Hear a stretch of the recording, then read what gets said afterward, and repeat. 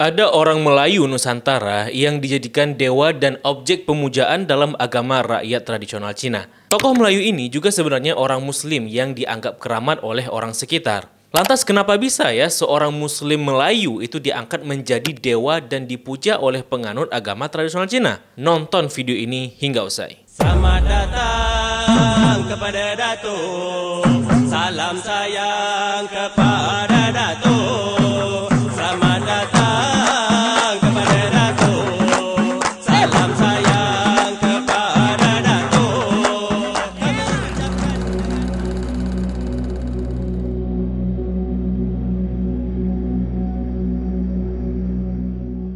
Assalamualaikum warahmatullahi wabarakatuh. Kembali lagi bersama saya Zulfan Afdillah di channel Rabbanians ID. Jika biasanya kita melihat bahwa para penganut agama tradisional Cina itu memuja dewa-dewi dari Cina. Namun ada hal unik bagi penganut agama tradisional Cina di Nusantara, khususnya di kawasan Malaysia, Singapura, dan sebagian Sumatera, di mana mereka memuja tokoh lokal yang dijadikan objek pemujaannya. Tokoh yang dijadikan pemujaan pula bukanlah seorang Chinese, ya bukan orang Cina, melainkan memang orang Melayu dan beragama Islam yang disebut dengan nama Datuk Kong atau Datuk Keramat. Nah, karena Datuk Keramat ini sebenarnya adalah tokoh Muslim Melayu, maka patung dari Datuk Keramat ini pula dibuatkan kuil dengan arsitektur seperti masjid, dilengkapi dengan pakaian Melayu atau pakaian Muslim, dan diberikan sesajen yang makanan tersebut harus halal dan disembelih oleh orang Islam sendiri. Bahkan di Malaysia dikatakan hampir semua rumah penganut agama tradisional Cina ada dan memuja patung Datuk Kong ini atau Datuk Keramat ini, dan altarnya didirikan di luar rumah orang Cina tersebut. Nah, biasanya patung Datuk Keramat ini berada dalam sebuah altar yang berbentuk seperti bangunan arsitektur Islam seperti itu, bahkan juga mungkin arsitektur Cina, dengan dupa kemenyan, nanas, dan sesajen beserta patung Datuk dengan nama Melayunya. Nah, teman-teman, pertanyaannya adalah bagaimana bisa keyakinan yang seperti ini muncul di Nusantara? Dan kenapa bisa orang Melayu diangkat sebagai dewa oleh orang Cina? Dan apa hal yang mendasari munculnya keyakinan seperti ini oleh penganut agama tradisional Cina di Nusantara? Nah, sebelum kita membahas lebih lanjut, saya ucapkan terima kasih dahulu buat penonton kami yang sudah mendukung channel ini secara moral dan materi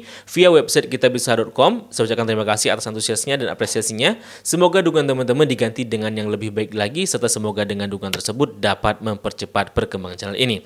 Buat yang mau ikut berpartisipasi, teman-teman dapat mengklik link kampanye kami di website kitabisa.com di kolom deskripsi video dan di kolom komentar tersemat di bawah video ini. Nah, teman-teman, untuk memahami fenomena ini, maka kita harus memahami pula konsep dan sistem kepercayaan agama tradisional Cina, khususnya dalam hal pemujaan seperti itu. Nah, singkatnya teman-teman, pemujaan dalam agama tradisional Cina itu dibagi kepada dua. Pertama, pemujaan terhadap dewa-dewi dan pemujaan terhadap leluhur seperti itu. Nah, konsep dewa dan dewi dalam agama Cina itu sangat beragam, bertingkat-tingkat atau berhierarki, serta jumlahnya sangat banyak. Nah, dewa-dewi dalam agama tradisional Cina itu tidak seperti konsep Tuhan dalam agama-agama Abrahamik, di mana Tuhan bagi kita itu kan dianggap sebagai sosok yang maha kuasa, super yang seperti itu. Nah, adapun konsep dewa dan dewi dalam agama Cina itu memiliki limit dan punya keterbatasan tersendiri tiap-tiap dewa tersebut. Nah, sosok dewa tersebut bisa saja berupa tokoh leluhur yang dipuja dan dianggap telah naik ke level makom dewa seperti itu. Makanya bisa saja dewa itu adalah tokoh manusia yang pernah hidup di masa silam. Nah, hal ini juga teman-teman karena dalam sistem kepercayaan tradisional Cina, mereka juga meyakini jika seseorang yang sudah mati, maka roh dari orang tersebut akan tetap hidup di alam dimensi lain bersama orang yang hidup. Dan mereka meyakini pula jika roh-roh orang tersebut dapat membantu dan memberikan manfaat kepada orang-orang yang hidup. Nah, oleh karenanya mereka juga memuja para leluhur. Nah, konsep ini juga ada dalam penganut agama Buddhisme di Thailand, teman-teman. Dimana kalau teman-teman lihat ya, ada sebuah altar di tiap depan rumah orang Thailand yang disebut dengan nama San Prapum, yakni rumah arwah. Dimana di sanalah mereka memuja dan melayani para arwah yang hidup dengan mereka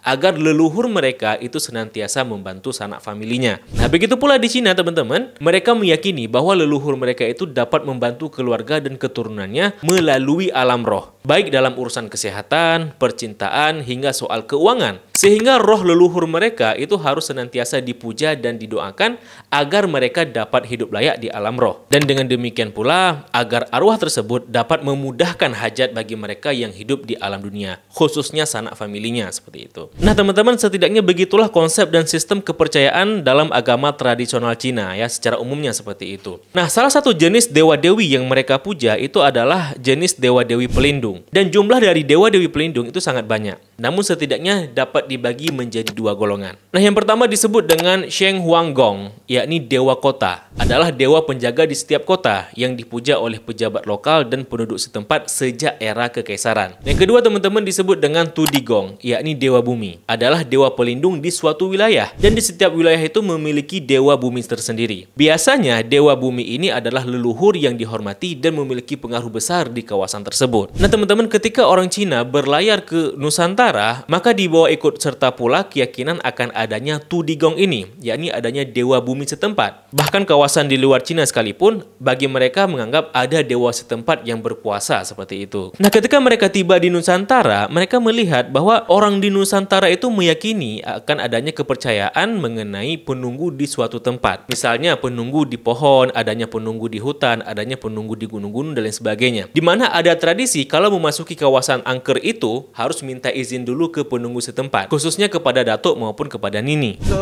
Nek, cucu tumpang encing. Nah, penunggu setempat oleh orang Nusantara dahulu diyakini dari arwah yang bergentayangan. Dan keyakinan ini merupakan keyakinan lama orang Nusantara akibat pengaruh ajaran batiniah atau esoterik yang meyakini roh orang yang sudah meninggal itu dapat menghuni di suatu tempat pada alam dunia. Nah, walaupun pada hakikatnya arwah penunggu tersebut bagi kita itu menurut perspektif Muslim itu adalah jin seperti itu ya. Nah, kemudian pula teman-teman mereka melihat bahwa ada tradisi di mana orang Melayu itu mengkeramatkan sebuah kuburan wali atau seorang ulama, khususnya ulama yang sudah meninggal seperti itu. Nah, mereka melihat bahwa orang-orang Melayu yang ada di sekitar makam tersebut, mereka berziarah dan beriktikaf di kuburan keramat tersebut dan beristighosah, meminta hajat mereka dikabulkan dengan memohon kepada mayit yang ada pada kuburan yang dikeramatkan itu. Nah, orang-orang Cina melihat bahwa ini adalah sebuah kesamaan dari apa yang mereka yakini. Mereka melihat bahwa orang Islam ternyata juga mempercayai bahwa leluhur atau si mayit itu dapat mendatangkan manfaat kepada orang yang hidup. Nah, maka dari dua alasan inilah akhirnya orang-orang Cina menjadikan sosok ulama atau wali yang kuburannya dikeramatkan sedemikian rupa oleh orang Islam setempat itu sebagai dewa bumi mereka. Di mana roh-roh orang keramat itu diyakini berkuasa sebagai penunggu kawasan sekitar. Oleh orang Cina kemudian disebut dengan nama Datuk Keramat atau Na Dugong, bentuk pengucapan Cina dari nama Datuk Kong seperti itu. 以前呢，有人看到有个泥土堆啦，他看到有白影经过啦，他就叫一个人来跳童啦，跳童呢就跟他讲了，我是这里的拿督，我是保佑你们。 Nah, nimen要什么可以来求我的.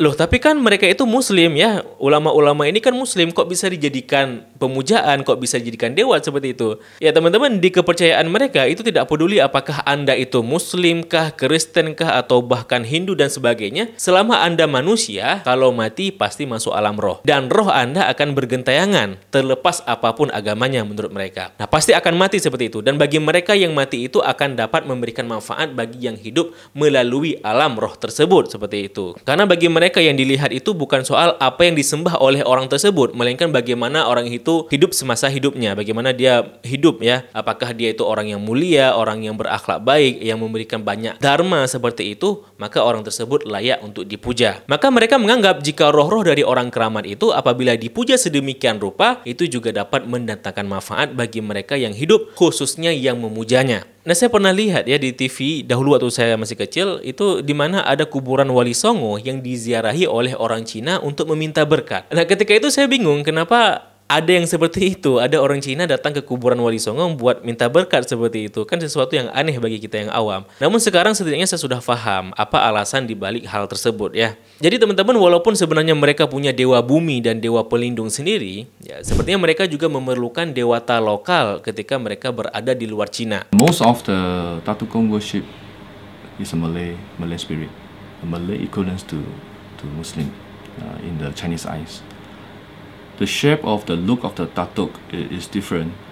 The spirit of the Datuk will tell the worshipper through the medium who he is, what is the history of the Datuk. Nah, dalam hipotesis lain teman-teman, mungkin bisa saja munculnya Datuk Keramat yang dipuja oleh orang China di Nusantara itu karena ada penganut agama tradisional Cina di Nusantara yang mengaku ditemui oleh tokoh-tokoh wali keramat setempat dan roh itu membantu mereka berupa memberikan nomor lotre, togel, dan hal-hal keberuntungan lainnya. Hingga pada akhirnya sosok tersebut dipuja karena sekali lagi menurut mereka leluhur manusia dapat membantu orang yang hidup seperti itu. 好靚㗎，去求嗰有求必應㗎。 Nah, karena Datuk Keramat ini dari kalangan orang Islam, teman-teman, maka dia dipuja dan diperlakukan selayaknya seorang Islam. Seperti dipakaikan pakaian Melayu, koko, jubah, sarung, dan peci. Nah, sesajen yang diberikan juga berupa makanan halal dan disembelih dengan cara Islam. Alkohol, babi, tua, arak, dan makanan haram lainnya tidak diperbolehkan untuk menjadi bahan sesajenan untuk Datuk Kong. Nah, pada perayaan pemujaan besar tertentu, teman-teman, terkadang dilakukan mediumisasi dan memanggil sosok Datuk Keramat itu yang kemudian roh yang diyakini Datuk Keramat tersebut merasuki peserta. Assalamualaikum.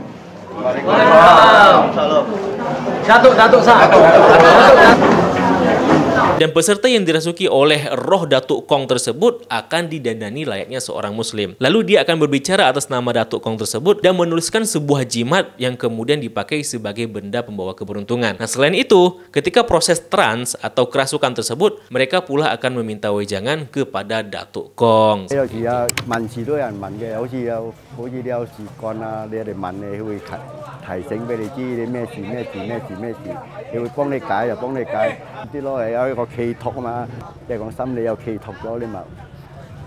Nah, teman-teman, Datuk Kong atau Datuk Keramat ini bukan satu tokoh saja, melainkan ada banyak tokoh Datuk Kong tersebut, tergantung tokoh keramat apa yang dipuja di suatu tempat tersebut. 一個馬拉拿督叫三素甸，拿督三素甸，唐人咧叫常策，嗰唐人咧佢要講唐話嘅，個馬拉人同我哋講馬拉話嘅。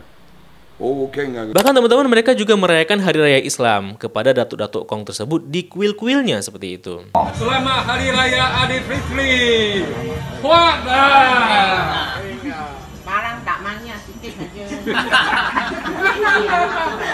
Namun lebih lanjut, teman-teman, sosok Tudigong ini tidak mesti seorang ulama. Bisa pula seorang guru, ahli silat, orang kaya, orang baik, raja, perwira, dan sebagainya yang arwahnya dianggap keramat oleh orang sekitar atau bagi mereka yang selama hidupnya dianggap mulia seperti itu. Tidak peduli apapun agama dan keyakinan yang dianut oleh orang tersebut. Nah, jadi fenomena ini, teman-teman, dalam kajian keagamaan disebut sebagai fenomena sinkretisme, di mana menggabungkan dua keyakinan menjadi satu keyakinan baru akibat dampak dari asimilasi. Wallahu a'lam bisawab. Nah, bagaimana pendapat teman-teman mengenai video dan materi kali ini? Tulis di kolom komentar. Kalau video ini bermanfaat, klik share dan like-nya, dan juga klik tombol subscribe dan juga tombol loncengnya untuk mendapatkan updatean video terbaru lainnya dari channel Rabbanians ID. Serta kalau channel ini didukung secara material, teman-teman dapat klik link kitabisa.com di kolom deskripsi maupun di kolom komentar tersemat di bawah video ini. Terima kasih telah menyaksikan. Mohon maaf apabila ada kesilapan dan kesalahan. Sampai jumpa di episode berikutnya. Saya Zulfan Afdillah, mohon undur diri. Billahi taufiq wal hidayah. Wassalamualaikum warahmatullahi wabarakatuh. Salam damai.